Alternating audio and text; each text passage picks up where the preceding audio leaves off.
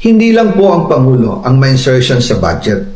Pati po si Congressman Sandro Marcos, meron din pong pinapasok taon-taon.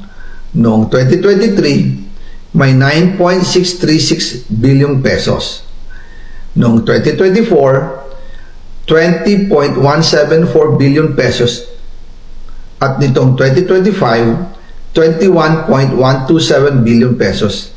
Lahat-lahat, ang kabuuan ay 50.938 billion pesos.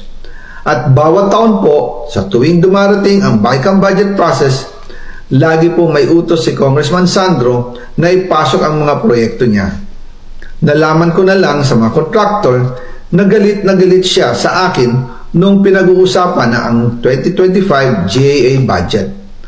Ang sabi daw niya, ipatatagal ako at magpa-file ng maraming kaso laban sa akin.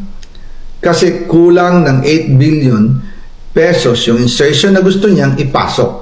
Ang dahilan daw, may mga contractor na nakapag-advance na sa kanya at dahil hindi na ipasok ang buong halaga, kailangan daw niyang magsauli sa mga yon. Para malinaw sa taong bayan, ilalabas ko po sa video na ito ang listahan ng mga proyekto na kasama sa mga insertions ni